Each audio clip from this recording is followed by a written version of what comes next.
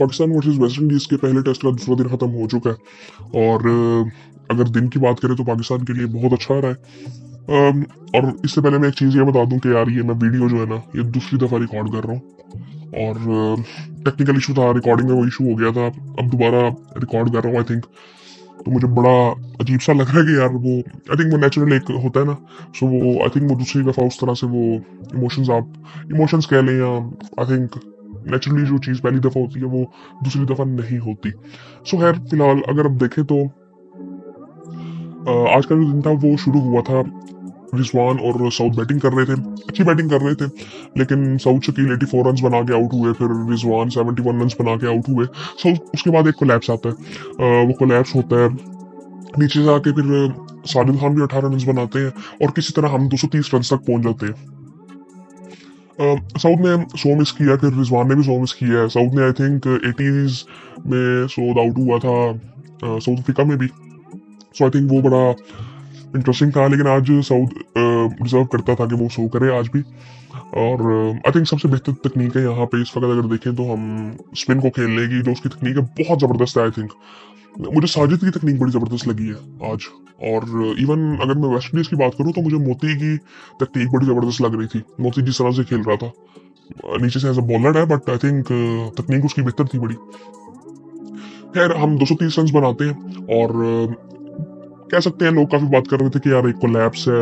यार यहाँ पे ना ये चीजें होंगी, ऐसी पिचेस में ये चीजें होंगी, हमें ये समझना पड़ेगा कि अगर हम ऐसी पिचेस बनाएंगे दूसरों को फंसाने के लिए, गोरों को फंसाने के लिए, या ओवरसीज जो टीमें आती हैं उनको फंसाने के लिए, ओवरसीज कह रहा हूँ दूसरे मुल्कों की टीमें आती हैं उनको फंसाने के लिए, सो आई थिंक हमें ये चीजें करनी पड़ेंगी और इससे थोड़ा सा फर्क हमें भी पड़ेगा। मतलब हमें आदत पड़ी हुई है कि हमारे सारे बैट्समैन आगे रन करें तो उनकी एवरेज बड़ी अच्छी हो, ये सारा कुछ, लेकिन ऐसी पिचेस में ऐसी चीजें होती हैं। रिजवान ने आई थिंक प्रेस कॉन्फ्रेंस की थी तो उसमें उसने काफी चीजें एक्सप्लेन कर दी थी जो कि आई थिंक उसने बड़ी बेहतर तरीके से किया था, और जाहिलाना सवाल था सहाफी की तरफ से जो कि आई थिंक बड़ा अच्छा उसने एक्सप्लेन कर दिया था उस चीज को कि सब करते हैं। आई थिंक मुझे लगता है कि अच्छा मैं आइडियली अगर देखूँ ना कि अगर मुझे ये फैसला करना हो कि यार किस तरह की पिचेस होनी चाहिए, सो मैं आइडियली फिर एक स्टैंडर्ड पिच बना दूं कि क्रिकेट की पिच इसी तरह की होगी जो सी मर्जी कंडीशन हो, ठीक है, जिस तरह आईसीसी अपने इवेंट्स के लिए करता है। मतलब अब यहाँ पे ये आइडियली है, ये चीजें आईसीसी भी ये कर नहीं सकता क्योंकि आईसीसी पे भी डोमिनेंस कई मुल्कों की है सेपरेटली, तो ये चीजें हो नहीं सकती। इंडिया क्या करता है आपने देखा है, ऑस्ट्रेलिया क्या करता है, साउथ अफ्रीका को आप देखें, श्रीलंका को देखें, बांग्लादेश को देखें, ये सब अपनी अपनी फायदे के लिए सब कुछ करते हैं और ये डेमोक्रेसी को हम फॉलो करते हैं इस मामले में। सो आई थिंक फिर तो सब कुछ जायज है, तो रूल्स के अंदर जब चीज आती है तो सब कुछ जाएगा। आइडियली मुझे लगता है कि गेम को थोड़ा सा फर्क पड़ता है, बट आई थिंक अगर रूल्स के अंदर है सब कर रहे हैं तो हमें भी करनी चाहिए। तो फिर ऐसी कोई बात नहीं, अगर हमें मैच जीतना है तो उसके लिए जो भी हमें करना पड़े इखलाकी तौर पर ठीक, बट ठीक है हमें करना चाहिए फिर। सो उसके बाद अगर देखें तो पाकिस्तान आउट हो जाता है और वेस्ट इंडीज की तरफ से अगर देखें तो सील्स जो उनके फास्ट बॉलर हैं वो 3 आउट करते हैं और 3 आउट करते हैं अमेरिकन, और 2 आउट किए सिंक्लेयर ने और 1 आउट किया मोती ने। उसके बाद फिर वेस्ट इंडीज जब बैटिंग के लिए आती है तो उनका भी एक कोलैप्स होता है। अब ये कोलैप्स इस तरह से होता है कि उनके ब्रेथ वेट जो उनके कैप्टन है वो तो 11 रन बनाते हैं, फिर उसके बाद एक कोलैप्स होता है अपने पहले 3 ओवरों में। पहले ओवर में कोई विकेट नहीं निकलती साजिद खान के लिए, तो उनको थोड़ा सा ना वो आई थिंक मैंने इनमें जो चीज देखी है ना वो हंगर मुझे जो इनमें नजर आ रही है ना वो बड़ी जबरदस्त है इन दो बॉलर्स में। आई थिंक जो एग्रेशन है, और पहले ओवर में उन्होंने कोई आउट नहीं किया, दूसरा ओवर किया खुरम ने, फिर जब दूसरा ओवर अपना करने आए साजिद फिर उन्होंने 2 आउट किए, 2 बॉलों में 2 आउट कर दिए, और फिर जब अपना वो तीसरा ओवर करने आए फिर उन्होंने 2 आउट कर दिए, तो 4 आउट उन्होंने किए, फिर उसके बाद 5 आउट किए नुमान अली ने तो फिर आखिरी आउट किया क्या कहते हैं अबरार अहमद ने। सो इस तरह जो अब मैं आपको बताता हूँ यहाँ पे हुआ क्या, और ये जो रन्स बनाए ना वेस्ट इंडीज ने, ये आखिरी 3 बैट्समैन ने 70 रन उन्होंने बनाए हैं। मतलब आप अगर बात करें तो मोती ने 19 रन बनाए, अमेरिकन ने 31 रन बनाए और वो नॉट आउट था, सील्स ने नीचे से आके 22 रन बनाए। सो इस ये सब कर के ना ये उन्होंने 70 रन बना दिए, 70 रन निकाल दे तो 70 पे ऑल आउट हो रही थी, 68 पे 8 आउट थे, 66 पे 8 आउट थे वेस्ट इंडीज के 14वें ओवर में। सो ये सूरत हाल थी। साजिद ने 4 आउट किए हैं, 12 ओवरों में 65 रन दिए, ये भी उसको एंड में मार पड़ी है उनके बॉलर्स की तरफ से, टेल की तरफ से। और उसके बाद नुमान अली ने 11 ओवरों में 39 रन देके 5 आउट किए, 1 आउट किया है अबरार ने। अबरार अपना दूसरा ओवर ही कर रहा था। सो आई थिंक मैं अभी पहले भी ये बात कर रहा था कि यार अगर आपने ऐसी पिचेस बनानी है ना, तो अबरार का कोई इतना रोल मुझे नजर आता नहीं, इवन खुरम का भी शायद। लेकिन एक फास्ट बॉलर आपके पास होना चाहिए, ठीक है, अच्छी बात है। मे भी 2 भी हो सकते थे, लेकिन अबरार को अब यहाँ पे देखना पड़ेगा कि अबरार को फिर ऐसी कंडीशन में रखना कि नहीं रखना। ठीक है, बैकअप के लिए आपके पास होना चाहिए, लेकिन बैकअप के लिए फिर आपके पास आगा भी तो है, कामरान गुलाम कर लेता है, साउथ कर लेता है। सो ये चीजें हमें देखनी चाहिए। इसकी जगह पे हम ऐसी विकेटों पे फिर हमें एक बैट्समैन मुझे लगता है ऐड करना चाहिए अब, अगर ऐसी कंडीशंस हमें बनाते रहना तो। एक बैट्समैन हम प्रॉपर ऐड करते हैं तो फिर हम आई थिंक काफी बेहतर, आई थिंक हमारी टीम और बेहतर हो सकती है ऐसी कंडीशन में, इसी स्ट्रेटजी से। लेकिन आई थिंक जब कंडीशन चेंज होंगी तो फिर स्ट्रेटजी भी चेंज होगी।